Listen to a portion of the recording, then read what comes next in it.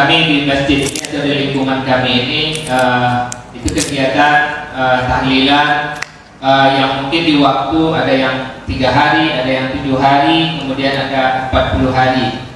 Dan itu dari kaum sebelah itu menyatakan kalau itu kegiatan yang dilakukan oleh kaum Hindu. Apakah memang ada dalil dari ulama-ulama kita yang mungkin di waktu 7 hari atau mungkin di waktu 40 hari itu yang menjadi acuan dari masyarakat kita ini? Itu aja Pak Kiai, terima kasih. Assalamualaikum warahmatullahi wabarakatuh. Assalamualaikum warahmatullahi wabarakatuh. Tradisi tahlil ketika ada keluarga meninggal sampai 7 hari, lalu hari ke-40, hari ke-100, ke-1000, itu bukan tradisi Hindu. Tradisi siapa? Tradisi orang Islam. Kita ini sering undangan ke Bali, dan orang Islam dengan orang Hindu itu akrab banget di sana. Nggak pernah diundang kenduri 7 hari. Itu Wahabi aja yang ngarang itu. Apakah ada dalilnya? Ada dalilnya. Tahlil itu kan artinya bacaan zikir untuk orang mati. Siapa yang pertama kali baca zikir untuk orang mati? Yang pertama kali baca zikir untuk orang mati bukan ulama Melayu, bukan buya dari Melayu, bukan muallim dari Medan, bukan abu dari Aceh, bukan kiai dari Jawa, bukan tuan guru dari Lombok. Lalu siapa? Yang pertama kali baca zikir untuk orang mati adalah baginda Rasulullah SAW. Mana dasarnya? Dalam kitab-kitab hadis, hadisnya sahih. Riwayat Imam Ahmad, riwayat Al-Hakim At-Tirmidzi, riwayat Al-Baihaqi dan lain-lain dari Jabir bin Abdullah Al-Ansari radhiyallahu anhuma. Sahabat Jabir berkata, "Kharajana ma'a Rasulillah sallallahu alaihi wasallam ila Sa'd bin Mu'adz yauma mautihi." Kami pergi bersama Rasulullah sallallahu alaihi wasallam menuju kediaman Sa'ad bin Mu'adz pada hari ia meninggal dunia. Ada sahabat meninggal, lalu Rasulullah bersama para sahabat pergi takziah. Falamma shalla alaihi Rasulullah sallallahu alaihi wasallam, thumma dufina wa suwiya alaihi turab. Setelah Rasulullah mensolatkan jenazahnya, lalu jenazah itu dikubur, lalu kuburnya ditutup rata dengan tanah, jalasa Rasulullah sallallahu alaihi wasallam fawqa qabri. Rasulullah masih duduk-duduk di atas kuburan. Lalu apa yang beliau lakukan? Faqal subhanallahi tawilan. Rasulullah membaca subhanallah dalam waktu yang lama. Subhanallah, subhanallah, subhanallah, subhanallah. Fasabbahna ma'ahu. Kami para sahabat baca subhanallah. Thumma qala Allahu akbar. Lalu Rasulullah membaca Allahu akbar. Fakabbarna ma'ahu. Para sahabat baca Allahu akbar, Allahu akbar, Allahu akbar, Allahu akbar, Allahu akbar. Dalam satu riwayat membaca la ilaha illallah. Para sahabat baca. Falamman sharafa, ketika Rasulullah berhenti selesai baca, qila lahu. Sebagian sahabat bertanya, malaka ya Rasulullah tusabbih fatukabbir. Mengapa Rasulullah engkau tadi baca subhanallah, baca Allahu akbar? Apa jawaban Rasulullah? Rasulullah menjawab, laqad tadayaqa ala hadzal 'abdi shalihi qabruhu. Sungguh hamba Allah yang soleh ini tadi benar-benar dijepit oleh kuburannya. Karena itu Rasulullah baca zikir hatta farrajallahu an, hingga Allah melepasnya dari jepitan kubur. Berdasarkan hadis ini, zikir yang kita baca untuk orang mati itu bermanfaat. Ada orang soleh dijepit kuburan, kira-kira yang gak soleh bagaimana?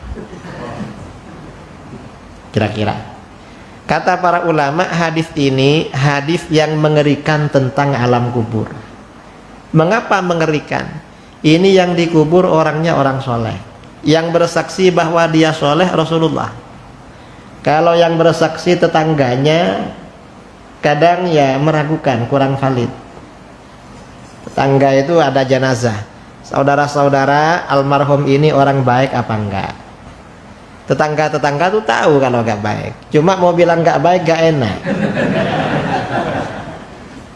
Karena toleransi aja, akhirnya bilang baik itu. Jadi gak sahih itu kesaksiannya. Ini yang saksi Kanjeng Nabi. Dan yang mensolatkan jenazahnya juga Rasulullah. Masih kurang apa? Rasulullah yang sholat. Dan ketika Sa'ad bin Mu'adz ini meninggal, Rasulullah bersabda, ihtazzal arsyu limauti Sa'din. Arsy bergoncang karena meninggalnya Sa'ad. Maksudnya bergoncang apa? Arsy ini senang menyambut kedatangan ruhnya Sa'ad. Ruhnya disenangi Arsy. Yang sholat juga Rasulullah. Orangnya soleh, dijepit lagi sama kuburan. Kira-kira kita bagaimana itu? Karenanya zikir untuk orang mati bermanfaat. Jangan dikira gak bermanfaat. Bermanfaat zikir untuk orang mati. Karenanya tahlil itu yang bagus dibaca di kuburan. Mengapa? Biar kalau dijepit gak lama-lama, segera dilepas. Cuman kita ini kan ketika ngubur tetangga, dikubur jam 9, habis itu pergi ke kebun ya. Ada yang ke Pertamina, ada yang ke Chevron, ada yang ke pasar, ada yang ngajar kemana-mana. Banyak kesibukan.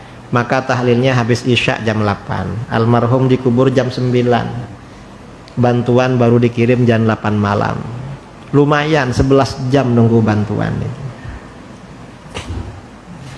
Karenanya pada masa sahabat ada hadis ya, riwayat Imam Ibnu Abi Syaibah dalam Al-Musannaf dari Imam Asy-Sya'bi, Amir bin Syarahil Asy-Sya'bi. Asy-Sya'bi berkata, kanatil ansar idza mata lahumul mayyit ikhtalafu ila qabrihi yaqra'una 'indahul Qur'an. Sahabat Ansor kalau ada keluarganya meninggal, mereka bolak-balik ke kuburannya membaca Al-Qur'an. Cuma kalau kita bacanya gak di kuburan, tapi bacanya di rumah. Mengapa di rumah duka? Takut kena hujan. Dan nanti biar gampang dapat makanan. Nah itu soal apa namanya zikirnya, zikir tahlil. Zikir tahlil ini kalau dibicarakan kira-kira butuh waktu 1 jam. Dalil-dalilnya kita hanya bicara 1 dalil aja. Lalu kenduri apa namanya kalau makanan yang disuguhkan waktu kematian itu?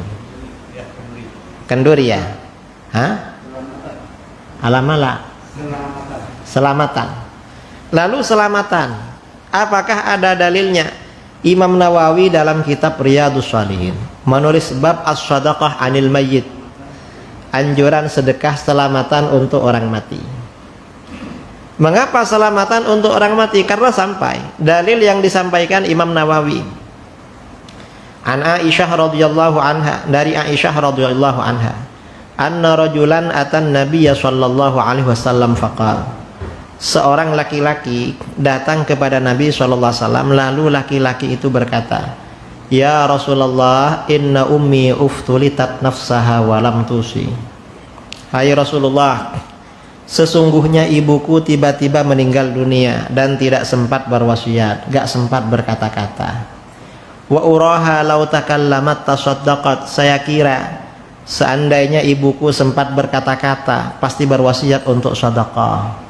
Afalaha ajrun in tasaddaqtu anha, apakah ibuku dapat pahala kalau aku bersedekah untuk ibuku? Apa jawaban Rasulullah? Rasulullah menjawab, na'am, iya. Ibumu dapat pahala kalau kamu bersedekah untuk ibumu. Artinya apa? Sedekah untuk orang mati itu sampai. Dan kita ini kalau bersedekah memang dianjurkan pahalanya untuk orang tua. Dalam hadis riwayat Imam Ahmad, Rasulullah SAW bersabda, idza tasaddaqa ahadukum bi shadaqatin tatawwu'an falyaj'alha an abawaihi. Apabila salah seorang kamu mengeluarkan sedekah sunnah, bukan sedekah wajib, maka niatkan sedekah itu untuk kedua orang tua kamu. Mengapa diniatkan untuk kedua orang tua? Fayakunu lahuma ajruha, pahala sedekah itu langsung mengalir pada kedua orang tua. Kalau pahala itu mengalir pada kedua orang tua, kita dapat apa? Jangan khawatir, wala yanqusuhu min ajriha syai'. Kamu yang bersedekah tidak akan kurang sedikit pun dari pahala sedekah itu. Orang tua kita dapat pahala sedekah itu secara penuh, anak yang bersedekah juga dapat pahala secara penuh. Pokoknya ada sedekah, fakir miskin, dah niatnya almarhum almarhumah orang tua. Ada yatim, kasih lagi almarhum almarhumah orang tua. Ada masjid, terus begitu. Dianjurkan. Itu sedekah. Begitu dalil ini, dalil sedekah untuk orang mati disebarkan. Ada orang Wahabi ngomel. Apa namanya ngomel itu? Ada orang Wahabi ngomel, Wahabi dari Malaysia, kirim video melalui YouTube. Apa kata dia? Gak apa-apa sedekah untuk orang mati. Loh, katanya bid'ah, sesat. Siapa yang melarang? Loh, kok tanyakan kamu yang melarang? Enggak. Yang penting kalau mau sedekah untuk orang mati, jangan pakai kenduri, jangan pakai selamatan. Pakai apa? Kalau mau sedekah untuk orang mati, bangun masjid, bangun surau, bangun mushola. Loh, suruh bangun masjid, dari mana uangnya? Kalau sedekah hanya untuk orang mati hanya pakai bangun masjid, ya berarti yang bisa sedekah cuma orang kaya. Kalau nggak kaya nggak bisa sedekah. Dan masjid sudah ramai, di kampung-kampung sudah ada. Kalau tambah masjid lagi tambah nggak ada jamaahnya. Ini masjid Baitul Amal aja sholat subuhnya 1 shaf setengah. Kalau bangun lagi tinggal imamnya sama muadzin. Akhirnya yang berceramah bertiga sama jamaahnya. Ini mereka suruh bangun masjid. Dan ini para ulama kita dari dulu melestarikan tradisi selamatan, pakai makan, pakai minum. Itu bukan asal-asalan, bukan tanpa dasar. Mengapa sedekahnya pakai makan, pakai minum? Karena memang kata para ulama dalam kitab-kitab fikih.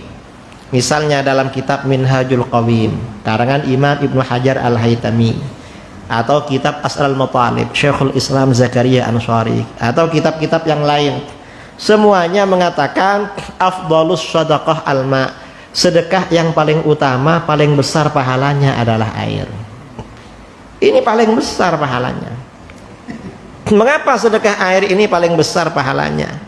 Karena ketika sahabat Sa'ad bin Ubadah, ibunya meninggal dunia, bertanya kepada Rasulullah SAW, ya Rasulullah, ayyus sadaqati a'jabu ilaik, hai Rasulullah, sedekah apa yang paling engkau senangi? Maksudnya paling besar pahalanya. Apa jawaban Rasulullah? Rasulullah menjawab alma, air. Air. Mengapa air? Air ini paling banyak dibutuhkan orang. Kita kalau bangun tidur biasanya minum air, habis makan minum, sambil rokokan minum, kerja di kebun minum, sambil ceramah minum air. Karena kalau minum air enak, suara ini enggak serak-serak walaupun cuma air mineral. Apalagi kalau airnya air bandrek, tambah mantap gitu.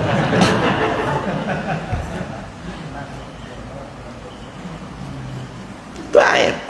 Dan sedekah air ini saudara jangan diremehkan. Mengapa? Kadang-kadang gara-gara sedekah air walaupun nggak pakai biaya, dosa besar diampuni oleh Allah. Itu dahsyatnya sedekah air. Dalam hadis riwayat Imam Bukhari Muslim dari Abu Hurairah radhiyallahu an, Rasulullah sallallahu alaihi wasallam bersabda, "Bainama kalbun yutifu bi raqiyatin qad kada yaqtuluhul 'atash." Ketika ada seekor anjing mengelilingi sumur, anjing itu benar-benar hampir mati kehausan. Ini di Timur Tengah sebelum Islam dulu. Ada anjing hampir mati kehausan, mau melompat ke sumur gak bisa, akhirnya ngelilingi sumur. Idra'athu baghiyun min baghaya Bani Israel. Tiba-tiba seorang pelacur Bani Israel melihatnya. Ada pelacur pulang kerja. Pelacur itu kalau dulu kerjanya cuma malam, kalau siang pulang. Kalau sekarang nggak jelas, katanya siang malam sekarang. Pulang kerja di Timur Tengah itu kan gersang, jarang tanaman, jarang air. Dia melihat anjing mengelilingi sumur hampir mati karena haus. Pelacur itu merasa kasihan, merasa iba, seakan rek. Karena merasa kasihan, fanazat muqaha, lalu dia lepas sepatunya. Dulu pelacur pakai sepatu, sekarang pakai sandal, pakai sepatu gak tahu. Setelah lepas sepatunya, fastaqat lahu bihi, dia mengambil air untuk anjing itu dengan sepatunya, turun dia ke dalam sumur. Dulu sumur gak pakai timba, gak pakai tali, tapi pakai tangga. Karena peradaban belum sampai pada timba, tali belum sampai. Kalau sekarang sumur gak pakai timba, gak pakai tali, sekarang pakai apa sekarang? Pakai pompa ya, tambah canggih. Dia ambil air pakai sepatunya, lalu naik ke atas, fasaqat hubihi, dia kasih minum anjing itu dengan sepatunya. Setelah ngasih minum anjing, dia pulang. Sampai di rumah, mungkin karena malam harinya ngelembur ya, kerjanya lembur, divaksin terlalu banyak, akhirnya mati. Setelah mati, apa yang terjadi? Gara-gara ngasih minum anjing, faghufira laha bihi, Allah ampuni dosanya sebagai pelacur. Padahal dosanya pelacur. Berzina itu dosanya dahsyat. Zina 1 kali menghapus amal ibadah 60 tahun. Ada orang siang malam ibadah 60 tahun, zina 1 kali, hangus pahalanya dari besarnya dosa. Ini pelacur itu gak cuma 1 kali. Kalau cuma 1 kali kan berzina kan. Kalau pelacur kan jualan itu. Ini ya berkali-kali diampuni gara-gara ngasih minum anjing. Padahal yang dikasih minum adalah anjing. Karenanya kata Imam Al-Qurtubi dalam tafsirnya Al-Jami' li Ahkamil Quran, kalau kamu banyak dosanya, yang sering sedekah air. Mengapa? Pelacur aja diampuni, padahal ngasih minum anjing. Apalagi kalau yang dikasih minum manusia, apalagi manusianya umat apalagi Islamnya Ahlus Sunnah wal Jamaah Masjid Baitul Amal, tambah mantap. Walaupun cuma air mineral, apalagi air ban, tambah mantap. Tapi ini panitia ini bagus, perhatian pada saya, Pak Kiai kasih minum air mineral. Mengapa? Untuk kesehatan. Padahal saya gak kencing manis. Mungkin dikira takut gula, takut apa ya. Kita ini bebas aja lah. Saudara pernah ngasih minum anjing? Pernah? Enggak pernah kan? Kalau ada anjing mendekat, diambilkan apa? Dilempar. Berdasarkan hadis ini, kata para ulama, orang punya hewan ternak, punya kucing, punya burung, punya ayam, dikasih makan, kasih minum, itu mengurangi dosa. Karenanya kalau banyak dosanya, yang banyak kucingnya, yang banyak ayamnya, mengurangi dosa. Padahal itu ternak hewan, apalagi ternak manusia. Saudara-saudara yang laki-laki ngasih makan anaknya, ngasih makan istrinya, dikurangi dosanya oleh Allah. Karenanya kalau banyak dosa, yang banyak anak, yang banyak anaknya. Kalau masih banyak dosanya, tambah bini untuk ngurangi dosa. Istrinya protes, kamu kawin lagi. Ma, awak ini banyak dosa loh. Kan kalau ngasih belanja mama, dosa awak dikurangi. Cuma kalau mama yang ngurangin, kapan habisnya? Dosa awak nih banyak. Sekarang ini pandemi COVID-19, COVID-19, banyak orang mati mendadak loh. Saya ini takut mati mendadak, dosa belum habis, makanya tak kawin lagi. Ini namanya suaminya Ahlus Sunnah wal.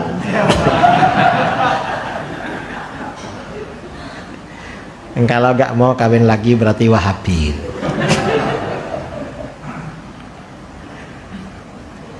Nah, mengapa ini sedekah minum ya? Kemudian di bawah sedekah minum sedekah makan. Itu di bawahnya. Mengapa sedekah makan termasuk sedekah paling utama di bawah minum? Karena dalam hadis Bukhari Muslim dari Abdullah bin Amr bin Al-As, seorang sahabat bertanya, "Ya Rasulullah, ayyul islami khair?" Hai Rasulullah, amalan apa dalam Islam yang paling baik, paling besar pahalanya mengantar masuk surga? Apa jawaban Rasulullah? Rasulullah menjawab, tut'imut ta'am, kamu kasih makan orang. Artinya apa? Ngasih makan orang ini termasuk amalan paling baik. Jadi makan minum ini amalan paling baik. Lalu mengapa kenduri dan tahlil ini 7 hari? Tradisi 7 hari ini ya bukan dari Hindu, bukan. Itu dari Islam memang. Dalam hadis mauquf riwayat Imam Ahmad dalam kitab Az-Zuhud dari Imam Tawus, juga diriwayatkan dari jalur itu oleh Abu Nuaim dalam Hilyatul Auliya, juga kitab-kitab yang lain. Imam Tawus berkata, innal mauta yuftanuna fi quburihim sab'an. Sesungguhnya orang-orang mati itu diuji di alam kubur selama 7 hari. Pertanyaan malaikat mungkar nakir 7 hari. Karena ujian di alam kubur itu 7 hari, fakanu yastahibbun ayyut ama anhum tilkal ayyam. Karena itu para sahabat, ulama salaf menganjurkan selamatan makanan selama 7 hari. Karena ujiannya 7 hari, makanya selamatannya 7 hari. Lalu setelah itu hari ke-40. Kalau dulu hari ke-20 ada, hari ke-20, hari ke-40, hari ke-100, hari ke-1000 setiap tahun. Fatwa guru kita Syekh Nawawi Al-Bantani. Syekh Nawawi Banten ini ulama level internasional. Dulu mengajar di Masjidil Haram. Dalam kitabnya Nihayatuz Zain kata beliau, was-shadaqatu 'anil mayyit mustahabbun. Sedekah untuk orang mati itu sunnah. Wa taqayyud bi kaunihi salasata ayyam aw sab'ah aw arba'in aw 20 aw arba'in aw mi'ah aw alaf aw fi kulli haul mimma tidak alaih. Sedangkan membatasi sedekah 7 hari, hari ke-20, ke-40, ke-100, ke-1000 setiap haul, itu hanya tradisi, tetapi intinya disunnahkan. Ini fatwanya Syekh Nawawi Banten, ulama level internasional, mengajar di Masjidil Haram, karangannya diakui dunia. Lalu datang ustadz gak punya level, bilang bid'ah. Sampian ikut siapa? Apa ikut gurunya? Syekh Nawawi Banten ini bukan cuma gurunya ulama Nusantara, tetapi gurunya ulama dunia. Apa pilih ustadz yang dari Pekanbaru, apa pilih ulama internasional? Tinggal pilih aja. Kalau saya pilih ulama internasional. Jadi itu dasarnya 7 hari dan seterusnya itu. Bukan nggak ada dalilnya banyak. Kalau dibicarakan kira-kira perlu waktu 2 jam.